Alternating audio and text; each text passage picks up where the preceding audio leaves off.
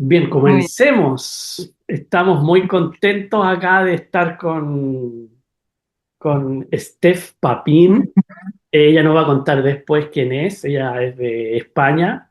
Ella es doctora en lingüística, ¿verdad? Sí, sí, sí, exacto. Y estamos muy ansiosos de poder hacerte algunas preguntas, de conocerte más. Queremos saber cuál es tu signo.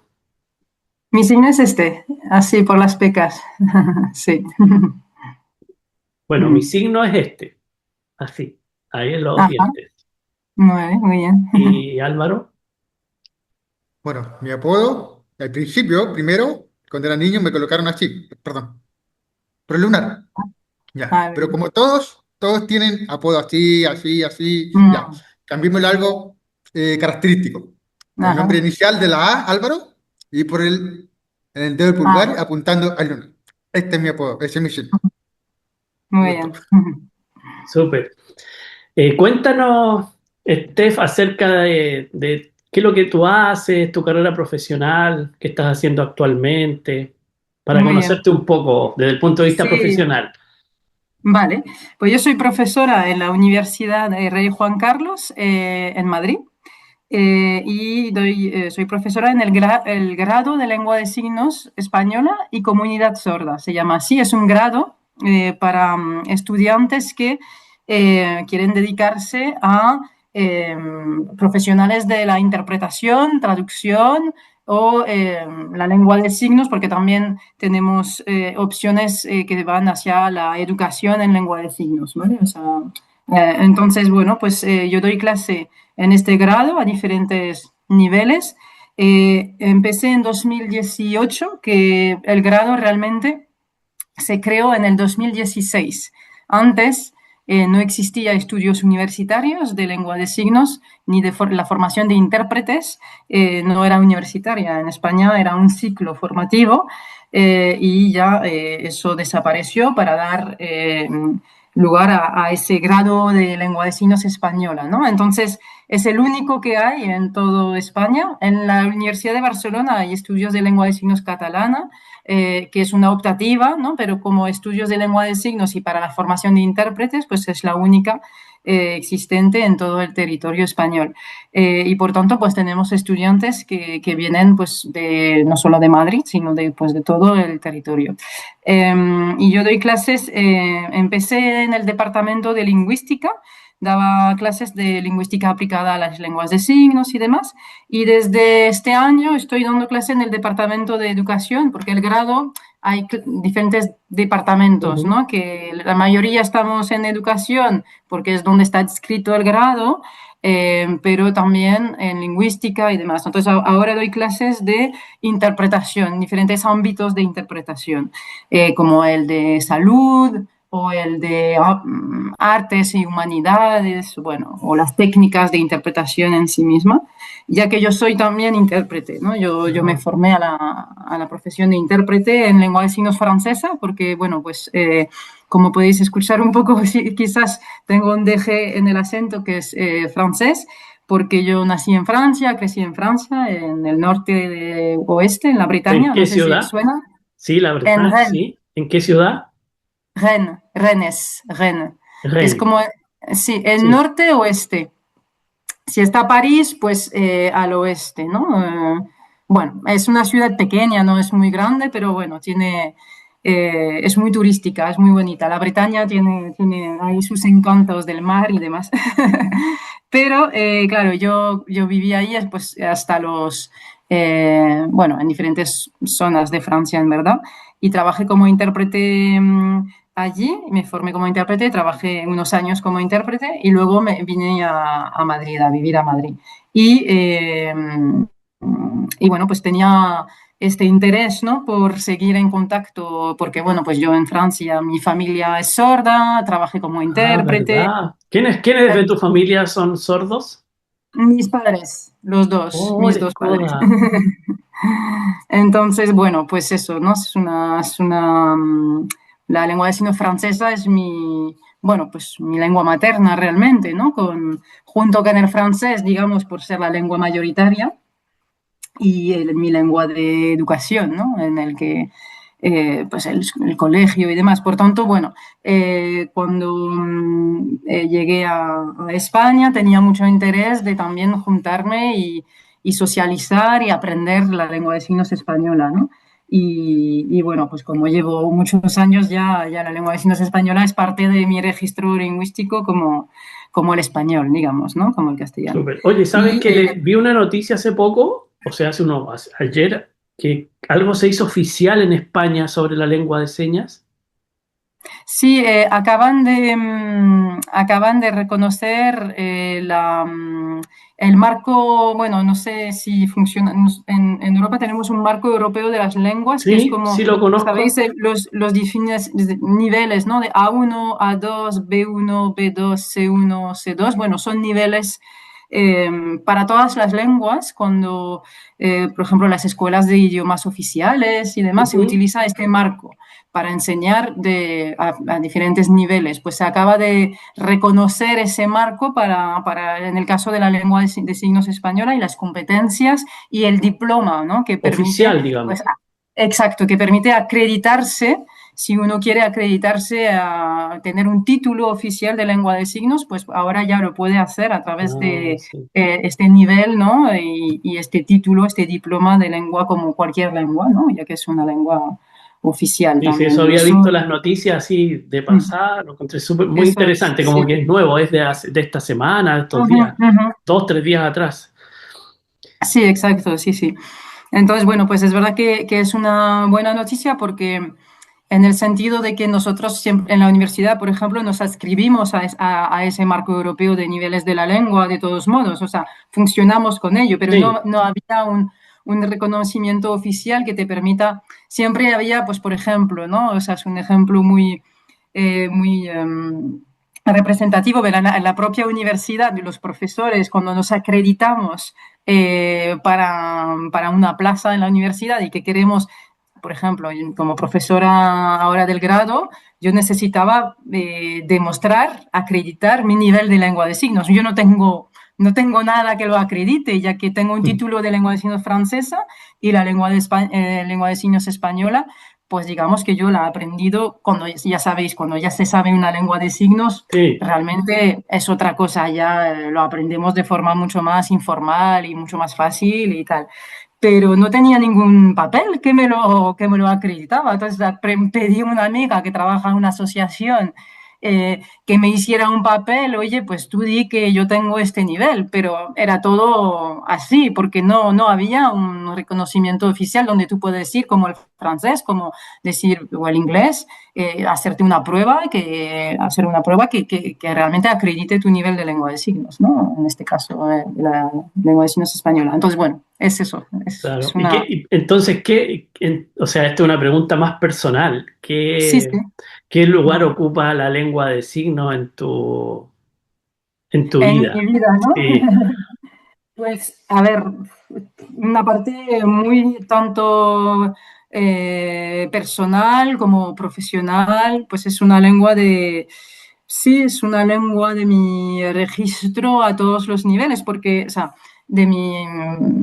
sí, de mi registro lingüístico, ¿no? Digamos que cuando o sea, al final son varias lenguas de signos, ¿no? Lo mismo en un día puedo pasar de la LC a la LCF, al francés, al castellano, porque recibo un mensaje, porque un video de mi madre, porque una amiga, porque me tomo un café con un compañero sordo, porque estoy en clase y trabajo con la lengua de signos. Bueno, entonces es una lengua, pues son lenguas, ¿no? Porque al final no es solo una, la lengua de signos también a veces eso es menos cotidiano, ¿no? Pero bueno, pues en internacional o Como si que lo voy tiene a... asimilado con que es Sí, natural. Ya se sí, acostumbra, y ya es un hábito, es una comunicación natural, ¿cierto? sí, sí, exacto. Sí, al final incluso, sí, o sea, incluso con, bueno, pues ya sabéis, ¿no? Con compañeros que son intérpretes y que son oyentes, pues muchas veces signamos porque nos sale natural así, ¿no? O sea, Ujú. por cuestiones prácticas, porque hay veces nos es más fácil o porque nos apetece, porque estamos cómodas con esa modalidad y nos apetece, ¿no? Entonces, bueno, pues eso, es parte de mi repertorio, ¿no? y ya está, ¿no? Entonces, bueno. Es Mm. verdad que la lengua de signos francesa, en mi caso, tiene un matiz mucho más afectivo y mucho más personal, ya que es mi lengua materna, ¿no? ¿Tus Está claro padres viven que aún? ¿Tus sí, mis padres padres, viven? sí, sí, sí, sí, están en Francia, están ahí. Y sí, sí, sí, tengo, bueno, pues eso, La lengua contacto de con ellos. señas tiene una influencia en todo el mundo por lo que sabemos, influyó en toda América, en Europa, por la Sí, historia de la LSF, Francia, es muy sí, potente la lengua sí, de sí, señas sí, francesa, su influencia en el mundo. sí. Sí, sí, no, totalmente. Es verdad que hoy en día se nota todavía como ciertos rasgos, por ejemplo, en el ASL, la lengua de signos americana, Sí, se nota que hay similitudes con la LSF, ¿no? Entonces es curioso, sí, sí. Sí, las lenguas de signos tienen sus propias ramas que poco tienen que ver con las lenguas orales, ¿no? De hecho, es una curiosidad, digamos, que a mí no me lo parece, pero que las personas oyentes siempre se sorprenden mucho de eso, ¿no? De decir, ah, sí, pero no tiene nada que ver y la lengua oral con el vocal, ¿no? Con la lengua de signos, pues no, ¿no? Y de hecho la historia de las lenguas de signos y las ramas lingüísticas son muy diferentes a las lenguas orales, ¿no? Entonces, sí, sí, es Oye, interesante eso. Stephanie, ya que me gustaría preguntarte una pregunta con respecto a la educación. Cuéntame, ¿cómo llegaste al tema de la educación? ¿Fue una vocación para ti que algo siempre te gustó? ¿O fue un aprendizaje poco a poco llegar a este punto de la educación? ¿Cómo llegaste a eso? Sí, me gusta esta pregunta porque no me lo había, fíjate que es muy sencilla, pero nunca me lo había figurado, ¿no? Y haciendo memoria, yo creo que es un interés que sí, siempre me ha habitado, ¿no? Yo, de hecho, cuando era más joven, ¿no? Cuando estaba estudiando todavía, la idea primera que tenía era la educación a personas sordas, ¿no? O sea, niños y niñas sordos. Lo que ocurre es que, bueno, en Francia y es parecido en España y no sé eh, cómo es ahí en Chile, pero la educación bilingüe, realmente bilingüe con una lengua de signos es todavía Sí, complicado, ¿no? estamos en Claro. proceso, Entonces, falta mucho. sí, falta mucho. Entonces, todas las vías que se presentaban eran muy desde un lugar muy oralista al final, ¿no? La educación de personas sordas. Y entonces, bueno, pues y había en Francia hay una asociación que se llama, bueno, la traducción sería Dos lenguas para una educación, que es una asociación que se creó en los años 80 cuando toda la lucha para el reconocimiento de la lengua de signos y demás. Y entonces, pues allí yo tuve mucho interés y participé mucho en las escuelas de verano y demás. Y entonces, bueno, pues cuando estaba todavía estudiante, entendí que la mejor manera para mí era siendo intérprete, ¿no? ¿No? De participar y de profesionalizarme allí. Entonces, por eso, pues al final Y me sobre fui todo en la hacia la comunidad sorda interpretación. igual, pues. Adentrarse en la comunidad sorda también, también es fundamental, Sí, exacto. Entonces, ¿cierto? ahí sí, me formé a la interpretación y me gustó mucho y eso, ¿no? Y ahora pues he vuelto a la educación, digamos, ¿no? Pero desde la educación para la formación de intérprete, ¿no? Entonces, bueno, pues es otra vez Claro. Stephanie, una... cambiando de tema, claro, un poquito más personal también. Usted dice que tiene sus padres, los dos sordos, ¿verdad? Sí, sí, Entonces, sí, imagino que de la niña fue tu primer encuentro con la lengua de señas, ¿o no? ¿O fue más claro. adelante? ¿Cuándo fue tu primer encuentro en la lengua de señas? Claro, es que no te puedo decir, no lo recuerdo. Supongo que desde muy bebé, no lo sé, o sea, no tengo recuerdo de ello, ¿no? No te ¿Y puedo decir, o tienes sea, no, conciencia de cuando te diste cuenta de que afuera había un mundo donde se hablaba, un mundo oyente, al pues estar rodeada de mi un madre mundo de siempre señas? mi madre siempre cuenta esta anécdota que le hace muchísima gracia, que yo empecé a ir al colegio infantil o así, pues con 3 años y medio o por ahí, ¿no? O sea, Y yo hasta ahora, los contactos con otros niños y niñas que había tenido eran niños y niñas, porque soy la mayor, además de toda mi familia, no tenía primos, no tenía primas, ¿no? Bueno, siempre eran niños y niñas de la Asociación de Sordos, que sus padres son sordos, ¿no? O sea, lógicamente, pues yo todos los niños y niñas oyentes que conocía, sus padres eran sordos. Y entonces yo cuando fui al colegio y volví del colegio, estaba totalmente sorprendida y dije a mis padres, pero todos sus padres no son sordos, son oyentes. Y yo en plan, ¿pero qué es eso? No entiendo. Y ella, no, claro, claro, es que eso es lo raro, lo nuestro es lo raro. Y yo, ah, no, yo pensaba que todo el mundo tenía padres sordos. Bueno, entonces es una anécdota que es muy graciosa, porque claro, cuando tú eres en tu mundo pequeño de niña, bueno, pues te figuras que todo el resto es lo normal, Claro. entre comillas, ¿no? Yo conozco una chica que es de Brasil, que se llama Daniela, y en Ajá. su familia hay 16 sordos. Padre, Wow. abuelos, tíos, Sí, sí. primos, y ella fue la única oyente. Los sordos Wow. le decían, pobrecita, salió oyente, porque Claro, y claro. ella, cuando ella tuvo su primer encuentro con el sonido a los 5 años, y dice que fue súper impactante para ella, fue chocante, no encajaba, Claro, es fue que muy pues, me potente, lo puedo imaginar. sí. Me- Bueno, De ahora, hecho, yo lo comprendo, porque yo trabajo en la escuela con una niña sorda que en realidad no es sorda, ella es hipacúsica, pero escucha algo. Su papá, su mamá son sordos, sus abuelos, maternos y paternos, sordos, sus tíos son sordos, y la Sofía chiquitita, cuando empezó a venir a la escuela por primera vez, desde chiquitita del kinder, de la prebásica, ella, yo la veía, la observaba cómo percibía el mundo oyente y ella como que Ajá, se retraía, como que no sabía qué estaba pasando.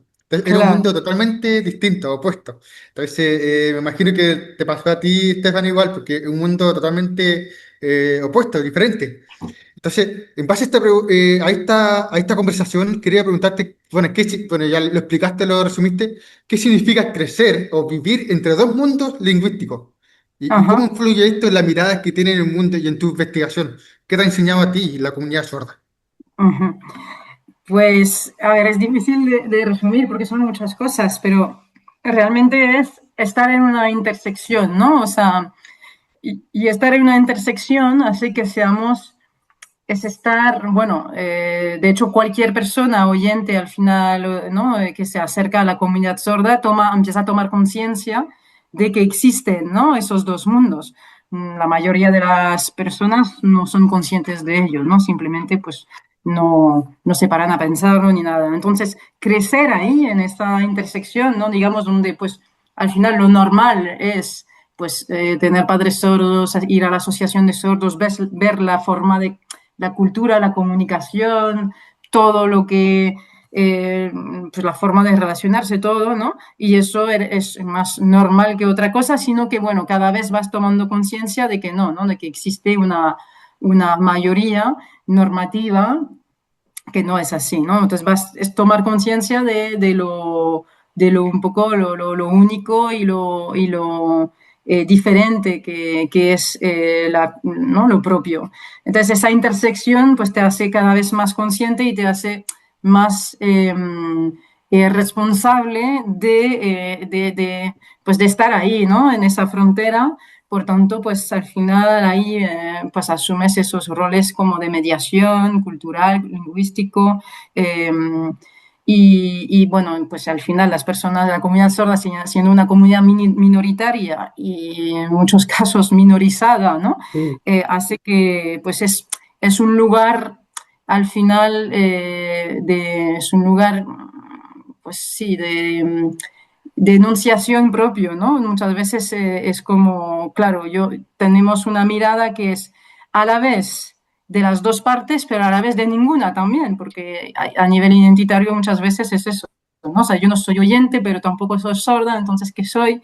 Bueno, esas cosas, cuestiones A identitarias que Álvaro le también, pasa eso, a Álvaro le pasa claro, mucho eso. De hecho, hasta claro, grande sufrió conversábamos el otro día, sí, como tiene hipoacusia moderada, claro, entonces él decía, bueno, que lo diga él, pues encajo, ¿qué soy? oyente, sordo, ¿dónde encajo? En ninguno de Mm, los dos, en los dos, ¿cierto, Álvaro? sí. Claro. Bueno, yo desde chico, mira, no se sabe si hasta el día de hoy yo nací con ese problema de pérdida auditiva o a los 3 años tuve un accidente también y producto de eso puede haber causado la pérdida auditiva. No se sabe, nunca se supo cuál fue la causa. Pero de ahí a los 6 años empecé a usar audífonos y a empezar a escuchar, a aprender a discriminar, a tener terapias fonoaudiólogas, por ejemplo. Y desde chiquitito en la escuela, en la infancia, siempre he luchado con esa lucha de ¿cómo se llama? A ver, ¿cómo le explico? ¿Necesito intérprete o no? Mm, ¿O depende de mi audífono o no? Es una lucha constante y lo hice, bueno, en ese tiempo no había intérprete, mm, no había conciencia de la necesidad de la educación de los sordos en ese tiempo, no había mm, intérprete. Entonces, lo hice solo, todo solo. Y bueno, como dice José, yo recién descubrí que hay dos mundos opuestos entre la comunidad sorda y la comunidad oyente. ¿Y pertenezco yo? ¿Dónde pertenezco mm, yo? Y eso lo descubrí ahora ya, yo creo que desde 25 años ya empecé a asumir que, que me ayudó muchísimo reflexionar en que estoy en la comunidad sorda y en la comunidad oyente al mismo tiempo. O sea, ujú, yo siendo sordo, por otro lado, soy oyente, ¿ya? Entonces, estos dos lo convertí como en una sola identidad. ujú. Y eso me ayudó muchísimo. Así que se Qué entiende por bien. esa parte, ¿cierto? Sí, Oye, sí, sí, sí, Steph, totalmente. ¿y cómo Dime. describirías tú la riqueza cultural? ¿Qué destacarías de la cultura de la lengua de señas? La lengua de signos se Pues dice en España. Es lo mismo, sí, ¿cierto? la lengua de signos decimos. Sí, la riqueza es infinita, yo creo, ¿no? O sea, bueno, para mí es eso, ¿no? O sea, yo muchas veces digo que realmente la riqueza en todos los sentidos, ¿no? Porque yo creo que son lenguas que son muy generosas en el sentido de que la comunidad en sí, ¿no? Signante, pero también la lengua, la modalidad, yo creo que cualquier persona que se acerca, ¿no? Encuentra ese atractivo porque es otra modalidad, tiene esa iconicidad, tiene esa Sí. forma que es pasar por otros, pues eso, ¿no?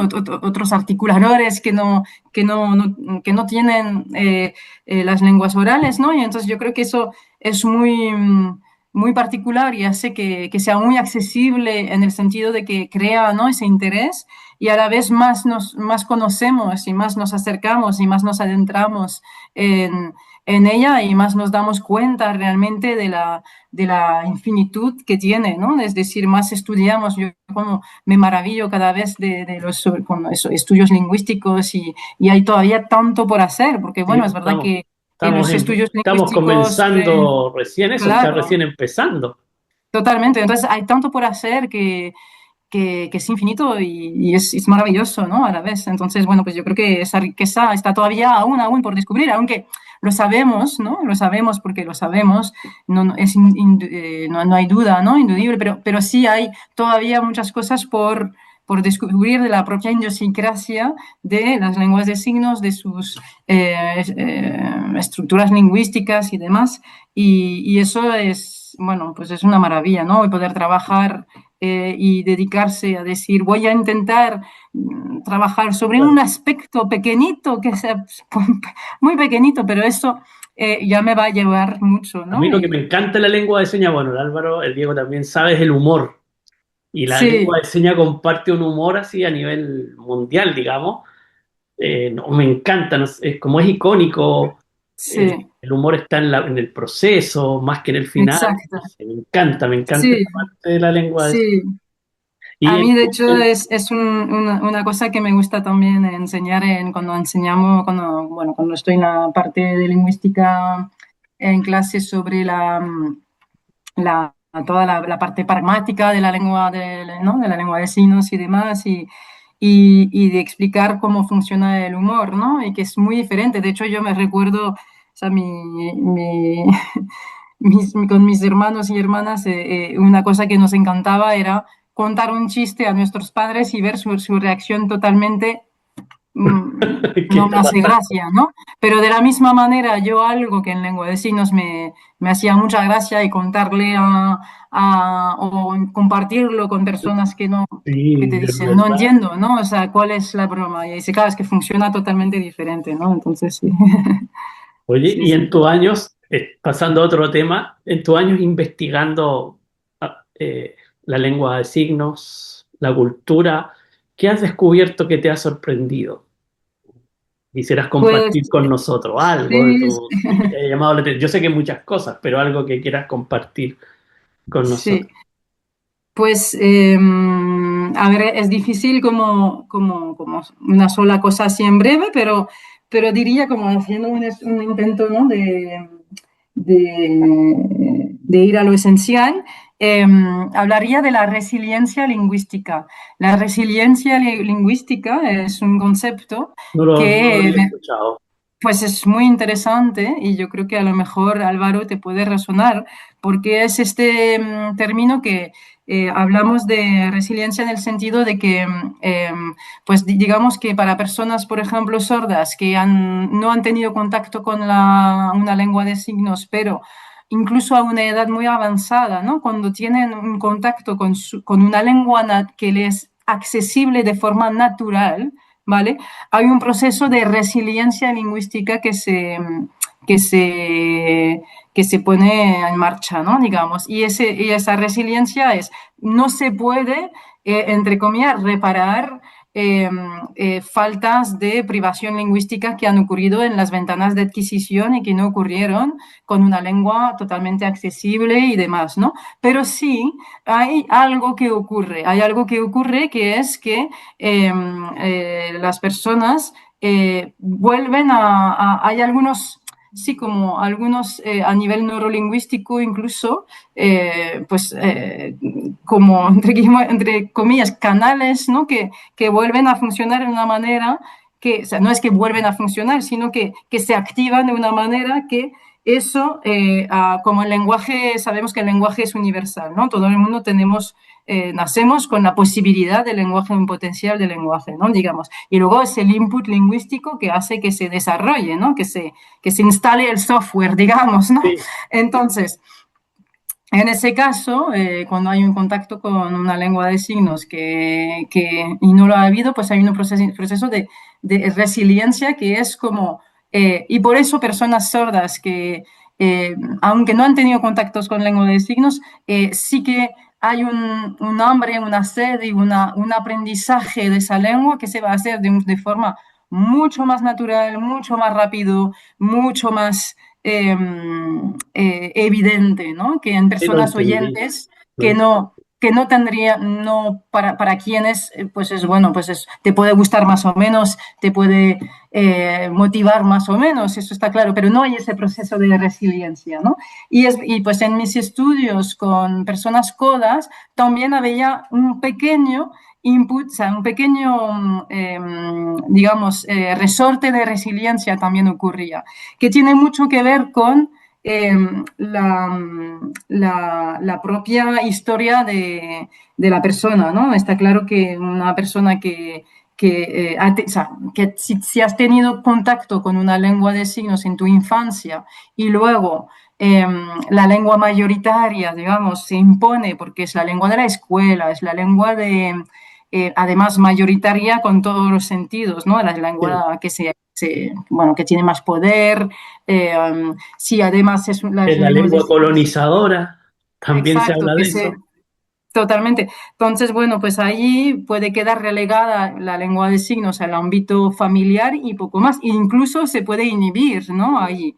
Entonces, cuando las personas codas vuelven a empoderarse a través de una lengua de signos, es decir, bueno, pues yo hago ese aprendizaje para mí con mi familia y porque eso tiene significado a nivel identitario, pues también hay todo un proceso, ¿no? De resiliencia y que repara y que recupera, es una apropiación, una reapropiación, ¿no? De algo que ha sido privado, ¿no? En algún momento por la propia educación o en cualquier caso, en personas codas no tiene las mismas consecuencias que en personas sordas, porque, bueno, pues ahí en personas sordas todo es mucho más grave en el sentido de que hay privación lingüística, ¿no? Pero en personas codas también ocurre algo parecido que es a una escala menor, que es pues también un proceso de resiliencia y de reapropiación a nivel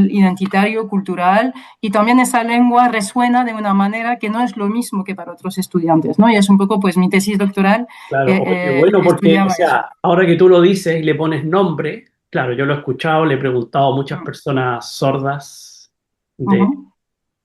que han aprendido después de adulta, qué los llevó a aprender, por qué aprendieron, y es un proceso con sentimientos encontrados, qué sientes de no haber estado expuesto a la lengua antes. Bueno, Uh salía -huh. adelante, pero sentía algo, como que faltaba algo, no sé, Exacto, algo así. exacto, Sí, sí, sí, qué bueno, ¿ah? sí. Y eso tiene nombre, qué interesante. Sí, sí, sí, y bueno, es un concepto, pero que hay que Sí. desarrollar aún más porque yo creo que hay mucho por estudiar de ello. Entonces, bueno, pues yo creo que eso ha sido para mí a nivel tanto personal que a nivel académico, ¿no? Digamos, pues algo que me ha resonado mucho y que he querido como indagar cada vez más, ¿no? Entonces, bueno, pues eso, en muy resumido, pero sí. Ujú. Stephanie, claro, hemos llegado a la conversación hasta acá con el tema de la lengua de señas, pero desde tu área de investigación, ¿cierto?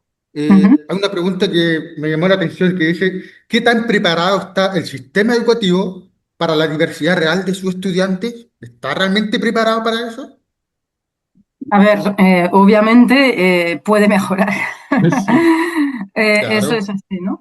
Entonces, es verdad que, bueno, por ejemplo, en la universidad, en nuestra universidad, al ser el grado de lengua de signos y demás, pues tenemos quizás unas condiciones que son un poco excepcionales, ¿no? Porque al final tenemos intérpretes que son contratadas directamente por la universidad, cosa que no se da en otras universidades, son externalizadas, con condiciones de trabajo mucho más precario y tal. Entonces, ahí en nuestra universidad tenemos esa suerte, digamos, por tener el grado y porque ahí, pues al final tenemos más estudiantes sordos, ¿no? No solamente en nuestro grado, también en otros. Entonces, bueno, y eso es una situación un poco excepcional. Y aún así no está del todo preparado, ¿no? Es verdad que como los profesores del grado somos, bueno, pues que menos sensibilizados a eso, pues por ejemplo, yo qué sé, no, nunca voy a obligar a una persona sorda a hacer un examen escrito si, si quiere poder hacerlo en su propia lengua, en lengua de signos, pues se graba y de la misma manera que una persona elabora y estructura su discurso en escrito, pues lo elabora y lo estructura en formato signado vídeo y yo no tengo problema con eso, pero realmente otros profesores que no tienen la competencia en lengua de signos, pues no van a poder hacerlo, ¿no? Entonces ahí pues hay una serie de todavía de barreras, ¿no? Que están y que esas barreras además existen, o sea, esas barreras, esas limitaciones existen por cuestiones estructurales, es decir, si las personas sordas no han tenido las mismas oportunidades en la educación, por tanto, si llegan a la universidad, cuando llegan, eh, además les ponemos más barreras aún. Bueno, yo creo que debería ser lo contrario, ¿no? Debería ser como otras Claro. personas que llegan Y a la universidad, eso se vamos a... comparte en la mayoría de los países, incluso en Europa, bueno, Totalmente. aquí en Latinoamérica vamos un poco más atrás, pero de todas maneras se comparten las mismas Mm. barreras, un poco más, un poco menos. Sí, sí, sí, desafortunadamente sí, Yo así que trabajo hay también de todavía... intérprete y, bueno, trabajé 10 años en colegios y Ujú. ahora de manera independiente, pero sí, se comparten las mismas barreras.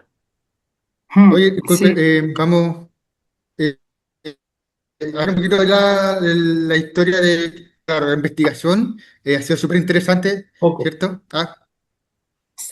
¿Se escucha bien ahí, sí? ahora sí. sí, ahí sí, sí, sí, sí. Oye, disculpa, pero Nada. la pobreza llegó hasta acá y no me alcanza para una buena señal. Oye, ha sido súper interesante este tema de investigación y hay algunas cosas que deberíamos aplicar en Latinoamérica, ¿cierto? Hay que aprender. Pasando a otro tema, usted es una persona coda, ¿cierto? Sí. Coda.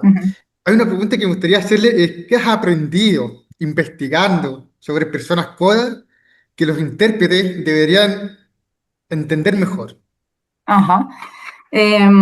Pues bueno, es verdad que históricamente, ¿no? La profesión de intérprete ha sido muy ligada a las personas codas, ¿no? Es decir, que las personas codas hemos sido, ¿no? Históricamente, muchas veces las primeras personas ejerciendo de intérpretes, ¿no? De manera extraoficial o demás. Y luego incluso las primeras figuras de intérpretes que oficialmente, pues había muchas personas que eran codas, ¿no? Porque obviamente pues era algo que habían hecho y que se,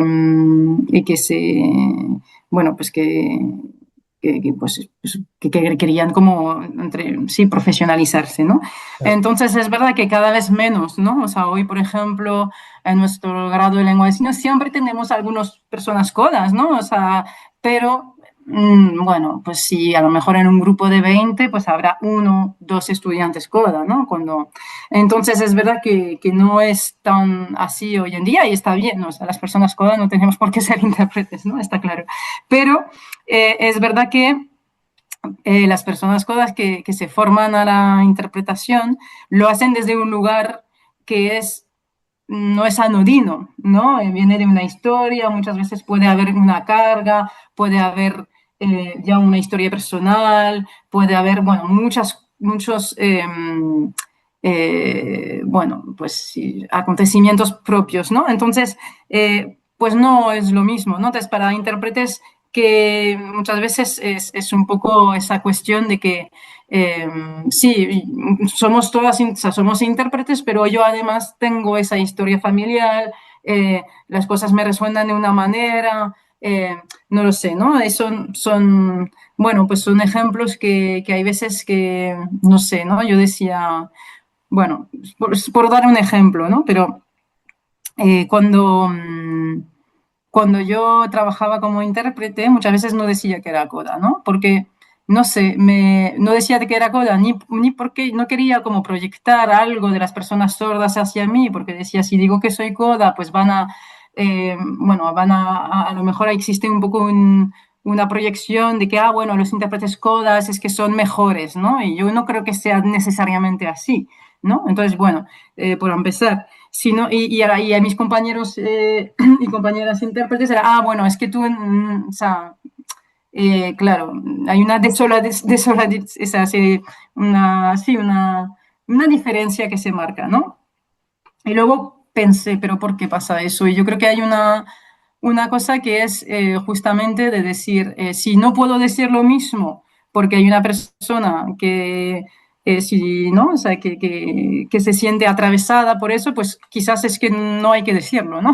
No sé. Claro. Entonces, Y quizás a veces se puede esperar más de un coda, por ser, mm, el hecho de ser coda, como intérprete, como profesional, se puede esperar más de lo que a lo mejor se debe, no sé, tiene razón. sí, también pasa eso, ¿no? También hay, porque claro, como cada persona coda tiene su historia o sea, no necesariamente ha tenido una lengua de signos desde, digamos, muy pura y muy tal, a lo mejor ha tenido, yo tengo signos que solo existen en mi familia, por ejemplo.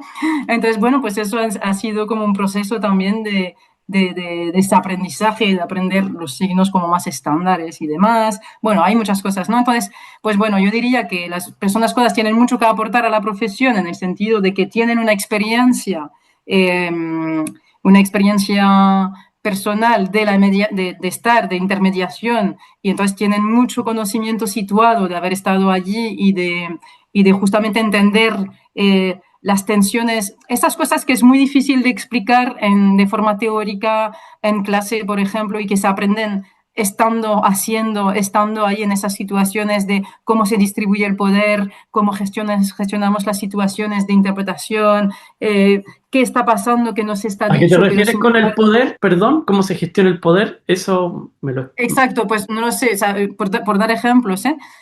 Yo creo que entre interacciones entre personas sordas y oyentes con un intérprete, el intérprete, ¿no? Tenemos esa ficción un poco que viene a establecer una especie de igualdad, ¿no? A igualar las personas, las lenguas y las culturas. Pero Ah, eso es una ficción. Yo sí, creo que eso, un intérprete no es un arte de magia que va a... simplemente por estar ahí, interpretar, hacer que sí, o sea, esos ejes de poder o sí, jerarquías desaparecen. jerarquía, sí. Entonces, bueno, más bien a veces sin darse cuenta las perpetúan, ¿no? Las perpetúan porque bueno, pues al final las personas intérpretes muchas veces tienen sesgos oyentes que hacen que se perpetúa eso, ¿no? Entonces, una persona coda quizás, pues por haber crecido allí, por haber estado muchas veces en esas situaciones, somos un poco más sensibles a eso, Sí, se yo creo, entiende. porque muchas veces nos ha perjudicado a nosotras mismas. Por tanto, eso lo sabemos ver, yo creo, ¿no? Tenemos más sensibilidad a De eso. primera mano, no lo han vivido, lo han Exacto. sentido. Entonces, bueno, yo creo que desde allí, eso es quizás ese conocimiento situado que las personas codas tenemos. No se trata tanto de una lengua de signos que es mejor, o que algo de cultura, también obviamente hay algo de cultura que tenemos pues por haber adquirido esa cultura de forma mucho más, ¿no? O sea, pero, pero muchas veces son esas cosas, ¿no? Que son un poco imperceptibles y no tan fácil de explicar de una manera tan No, teórica, se pero, entendió, pero, sí, pero se que están entiende. ocurriendo, Es que ¿no? Yo estamos a veces metidos en en el mismo mundo, entonces como que exacto, a entendemos veces doy un qué ejemplo significa. que es como muy, para mí, que explica un poco eso. No sé si queréis lo explico. Es simplemente como cuando hay como dos personas, cuando somos intérpretes, eh, muchas veces se solapan los discursos, o sea, los turnos, ¿no? Es decir, una persona me habla en oral y la persona me habla en lengua de signos. Y yo como intérprete tengo que decidir qué interpreto o qué hago, ¿no? Pues hay un estudio que dice que, bueno, que se ve que en la decisión en la mayoría de los casos es el intérprete decide interpretar de la lengua oral a la lengua de signos. Es decir, prioriza el discurso oyente y acalla el discurso en lengua de signos y dice que es más importante lo que tiene que decir la persona oyente y que es más importante que y la persona sorda, pues que escuche lo que se le tiene que decir, ¿no? Y eso Un es un sesgo sesgo. totalmente oyente, ¿por qué? Pues porque como intérpretes, pues es, bueno, pues se reproduce, se perpetúa esas dinámicas de poder, ¿se entiende? Entonces, Como intérprete hemos hecho eso por muchas horas versus lo otro, exacto. somos más Ujú. hábiles también Eso a es, eso interpretar es. la inversa que es la Sí, directa. y hay ese entendimiento que somos, de hecho, el propio lo dice, y somos intérpretes de lengua de signos, ¿no? Interpretamos a la lengua de signos, pero no es cierto, interpretamos entre lenguas, ¿no? Entonces, Sí. bueno, que hay un sesgo allí, ¿no? Entonces yo creo que las personas codas, bueno, no en mi caso, eh, yo eso me han regañado muchísimo por hacerlo, ¿no? Entonces, claro, yo lo tengo como mucho más metido allí, que es que por ejemplo, si estoy signando, no necesariamente interpretando, signando, y con mi padre, ¿no? Signaba con mi padre, y de repente alguien me viene y me habla y yo se giro la cabeza y mi padre me regañaba y me dice, Sí, atiende a mí, tú sí, estás, esa gente, y me decía, tú sí, es atiende a mí, ¿no? verdad. Y esa gente ya les responderás luego, porque es muy feo que tú estés hablando conmigo, signando conmigo, que de repente, porque te hablan aquí y se te va la atención, porque es lo que pasa con el A canal mí, audio sí. que ¿no? Nos atrapa, ¿sí? Entonces, y eso yo a mí me han regañado tantas veces por hacerlo, porque claro, se nos va la Y tu atención, ¿no? padre tiene la confianza de decírtelo, pero en el Claro, día a claro. día una persona sorda lo va a callar, lo va a guardar ahí. Sí, Es un pequeño exacto. dolor en su corazón, Pero le va a doler, le le va a va a doler. doler. Yo les he preguntado Entonces, eso, les he preguntado, ¿y qué entonces sientes tú eso... cuando, por ejemplo, estamos signando y yo hago esto? Sí, Ujú, ya, pero listo, ya, sigamos. mm, Me han dicho algunos, mira, para disminuir para que no marques la diferencia de que tú eres oyente y avísame, voy a responder el teléfono, disculpa, o espérame un poco, me están llamando, voy a voltar la cabeza. Ujú. Dice, cuando tú avisas, genera otra dinámica, se genera otra cosa. Entonces, eso Mm. me han dicho que se podría hacer. Y mira, una pregunta, bueno, esto es como obvio de que para saber la lengua, o sea, para ser intérpretes hay que entender la cultura. ¿Cómo lo ves Sí. tú desde tu punto de vista?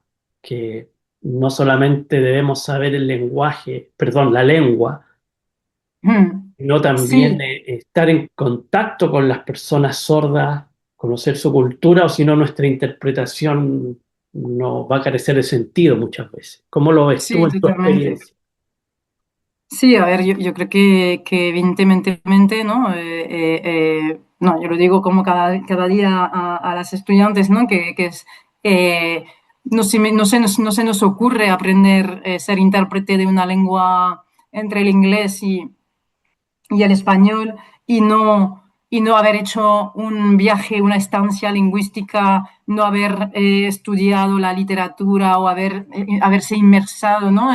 Pues eso es lo mismo, ¿no? Obviamente no puedo más aprender y sobre todo una lengua que está tan vinculada a su comunidad y a su historia, ¿no? Y esa historia justamente de resiliencia, ¿no? De nuevo, como una lengua que ha sido muy castigada bueno, pues yo creo que es imprescindible entender el valor que tiene a nivel histórico y entender toda la historia de la comunidad sorda, ¿no? En general.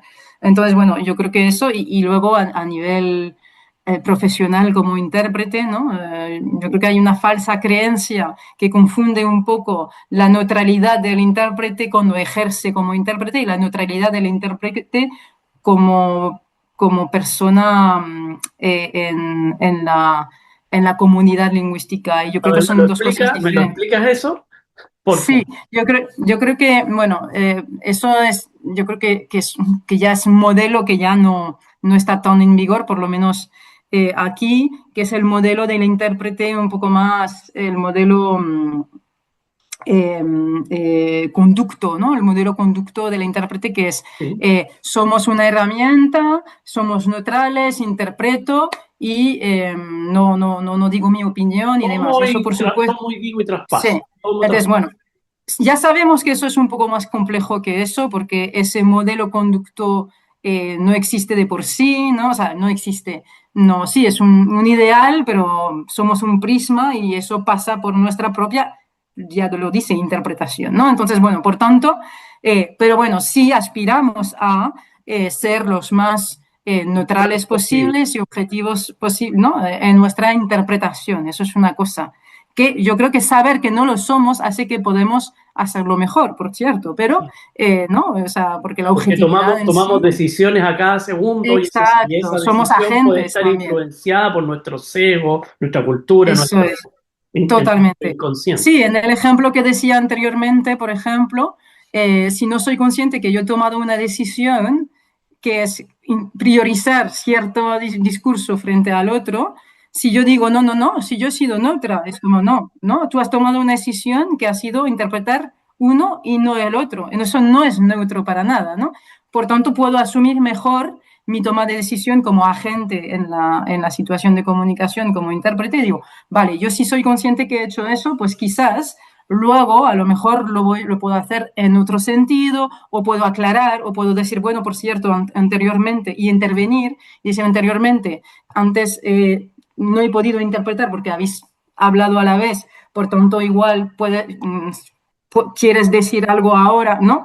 Y ahí yo tomo decisiones como intérprete, agente de la comunicación, que estoy allí, justamente actúo, ¿no? Pero para una finalidad, que es dar el espacio, bueno, ¿no? Entonces, eso yo creo que ese módulo conducto ya está un poco sobrepasado y está bien, ¿no? Que hayamos entendido la profesión de intérprete también como agente en ese sentido. Pero yo creo que pasa algo que es que que sigue habiendo cierta creencia de que el intérprete un intérprete es una herramienta de comunicación, bueno, y no es partícipe de la comunidad sorda, de la comunidad lingüística, porque es intérprete. Y yo creo que también es una creencia. Yo creo que un intérprete puede participar perfectamente como, como persona signante que es y por tanto participe de la comunidad Hay una signante, ¿no? chica en España que he visto que ella, no sé si la has visto en las redes sociales, que ella dice, yo soy parte de la comunidad sorda,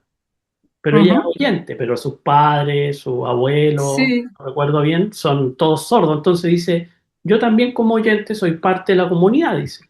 Ujú. Ella Sí, yo es creo alguien que que exige que se enseñe la lengua de señas en los colegios. ujú. Y Sí, a ver, yo creo que ahí hay matices que podemos establecer y demás, pero bueno, yo creo que sí que como intérprete, pues somos parte de al final de una comunidad lingüística, eso o sea, es así, somos sí, parte de la comunidad lingüística y por tanto, como la lengua está ligada a la cultura, pues también de una comunidad cultural, ¿no? Una comunidad etnolingüística, ¿no? Entonces, bueno, al final y al cabo es lo mismo, ¿no? Como asumirlo, pues hace que vamos a hacer nuestro trabajo mucho mejor porque nos vamos a implicar, impregnar, vamos a defender esos intereses hacia la comunidad lingüística, ¿no? Porque, claro, o sea, si es mi trabajo, tengo intereses en defender, no solo porque es mi trabajo, sino también porque le otorgo valor, ¿no? A eso. Entonces, bueno, yo creo que allí está como intérprete es muy importante, ¿no? Es, y- mm. y Con pensar, respecto a sí, eso, cortito, bien cortito, es súper Sí. importante que los intérpretes siempre sean parte de la comunidad sorda, ¿correcto? Súper importante. ¿Y qué piensa usted, qué opinas tú con respecto, por ejemplo, en ámbito educativo, en la escuela, con niños, por ejemplo? ¿Es importante generar vínculos con los niños sordos para entender o para, de eso, de otra forma, ser parte de la comunidad sorda? A ver, ¿cómo le explico? ¿Es importante generar vínculos? ¿Sí o no? ¿Qué piensa usted con respecto a eso? Generar vínculos, Sí, por ejemplo, tener cierto aprecio con los niños, cierto cariño, cierta preocupación también. Por ejemplo, uno como los niños en la escuela, uno puede generar ese cariño y preocupación como un rol de papá, ¿cierto? ¿Qué piensa usted con respecto a ese rol, ese vínculo? ¿Está bien, está, no, está mal, es neutral o no? ¿Qué piensa usted? yo creo que con niños eso es una ficción más aún, ¿no? O sea, pensar que podemos ser intérpretes neutrales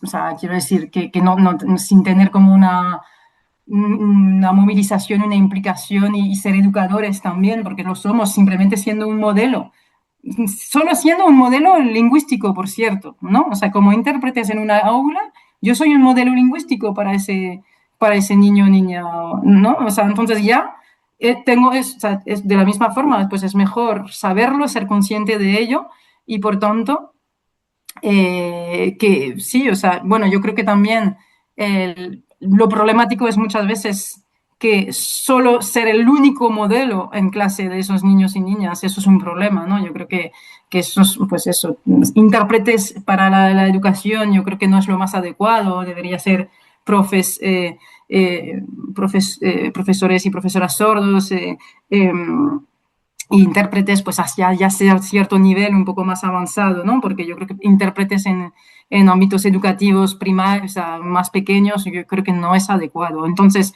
porque no somos modelos lingüísticos de referencia para ellos y porque muchas veces nos encontramos en esta situación, ¿no? Que efectivamente somos los únicos adultos referentes, ¿no? Entonces, bueno, somos intérpretes, pero también somos educadores, pero también somos, bueno, de todo, ¿no? Entonces aquí yo creo que bueno, es un poco lo problemático y por tanto yo creo que al final, pues obviamente hay un vínculo porque, bueno, pues con niños y niñas no les puedes decir que no estableces vínculo. Bueno, obviamente eso está y existe y está bien, pero que es más, el problema es más estructural, ¿no? Obviamente. Mm. y pasando ya a lo más final, digamos, ¿qué piensas tú que deberíamos avanzar? ¿Cuál sería el siguiente paso o cambiar, no sé, con relación a la interpretación en los eventos, la educación, la salud, para que la accesibilidad fuera Mm. mejorando, fuera siendo más real? ¿Cuáles Mm. crees tú que serían los siguientes pasos? o que podríamos sí. cambiar? Mm. Pues yo como los pasos pueden ir, bueno, o sea, es verdad que hay todavía tanto por hacer, ¿no? Que digamos que ya de por sí que haya una inquietud y un dispositivo de accesibilidad, ¿no? De que haya un presupuesto para la interpretación ya de por sí muchas veces es un cambio radical, ¿no? Porque muchas veces ni lo hay, ¿no? Entonces, bueno. Pero bueno, aparte de esto, digamos, como así fin utópico, digamos, o sea, no utópico, pero que nos guía un poco, ¿no? Yo creo que entender que la interpretación nunca es una solución en sí misma, ¿no? Muchas veces yo creo que es algo que nos acerca, que permite, que permite establecer puentes y conexiones y trasladar información y comunicación donde no la hay o no es posible, pero nunca debe ser un fin en sí mismo, ¿no? O sea, yo, por ejemplo, pienso en ámbitos de salud, como habéis mencionado, muchas veces pensamos, pues si hay un intérprete, pues ya hay accesibilidad, pues no es así, o sea, un intérprete va a permitir, es verdad, cosas que no, o sea, transmitir información que no sé si no sería posible, pero no significa que porque hay un intérprete en una consulta, por ejemplo, de salud mental, pues eso sea accesible para la persona sorda, ¿no? Porque muchas veces ahí hay muchas otras cuestiones que entran en juego, o en la educación, pues lo mismo que hablábamos ahora mismo, ¿no? Por ejemplo, con los niños y niñas en las escuelas o en eventos culturales, ¿no? Además, en eventos culturales queda muy bonito poner un intérprete para cualquier obra, concierto y demás. Está bien, no digo que está mal, obviamente, ¿no? Está bien porque permite dar acceso a algo, da visibilidad, bueno, pero realmente no es eso un fin en sí, es decir, para mí, como yo lo entiendo, es que, pues que haya como producciones culturales que tengan medios y que tengan recursos para las personas sordas y el arte, por ejemplo, en lengua de signos, es decir, muchas veces el presupuesto que se pone para la interpretación, para que realmente, para procesos donde no participan las personas sordas y ni las van a ver, porque claro, no es de su Es propio verdad. interés, pues si esos recursos sirviesen para realmente implicar personas sordas y que pudiesen hacer lo que realmente les apetece, porque no nos preguntamos por qué las personas oyentes no van a ver arte sordos, nos preguntamos por qué las personas sordas no van a ver el arte, ¿no? En general, el arte, que es el que hay que difundir y el que hay que... Pero si en asociaciones de personas sordas yo he visto mucho arte, yo he visto mucho arte, mucho arte, obras de teatro fantásticas, ¿no? Ahí en Amateurs, sí, Francia está ¿cómo se llama esta chica? y La vete, Laborit, la Emmanuelle Laborit. sí, sí, Qué que es maravilla lo que hace. Maravilloso. sí, que es la directora del International Visual Theatre, que hacen obras en lengua de signos, hechas por personas sordas, bilingües y demás. Y sí, eso es un ejemplo, ¿no? Y van Eso es un ejemplo. oyentes, personas oyentes a ver la obra de Sí, teatro. ahí Se van han personas maravillado. oyentes, efectivamente. Me Entonces, eso es un encantaría. gran ejemplo, sí, sí, sí. Mm, mm, exacto. Sí, así que bueno, pues sí, o sea, mucho por hacer pero bueno, yo creo que todavía sea, bueno, creo que es una profesión que se va a ir que se adapta, ¿no? También a esas realidades, ¿no? Es verdad que ahora, pues, la profesión de intérprete no ha evolucionado desde hace 40 años, ¿no?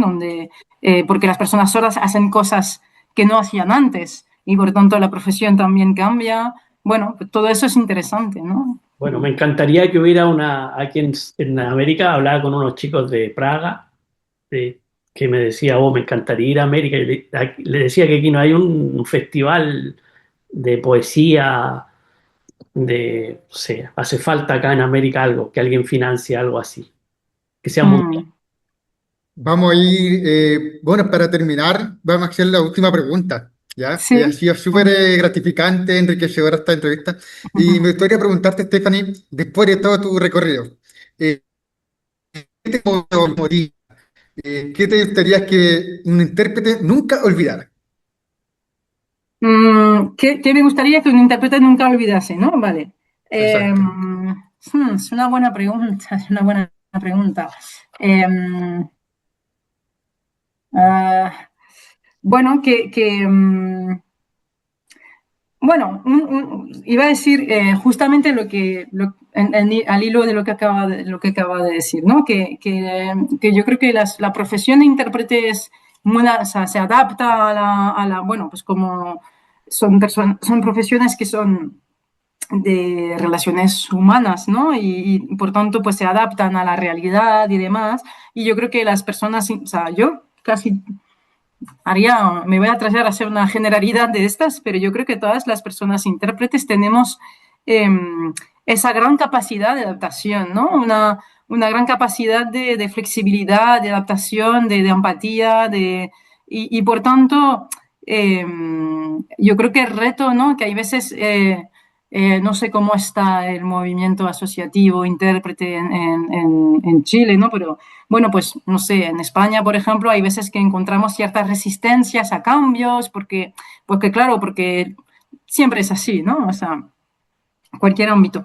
Por tanto, yo siempre diría, pues, que no olvidemos que somos flexibilidad eh, de forma intrínseca, ¿no? Entonces, bueno, pues tenemos, o sea, sí, o sea, esa flexibilidad que nos caracteriza, pues también aplicarla, ¿no? A la hora de entender nuestra profesión, a la hora de ejercer nuestra profesión y a la hora de formarnos, ¿no? Sí, de forma continua para ser mejores profesionales, ¿no? Siempre.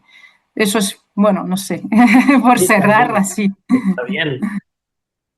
Muchas gracias, Steph, por tus maravillosas palabras y lo mejor de todo esto, de lo que hemos conversado, yo rescato tu pasión y tu amor por lo que haces.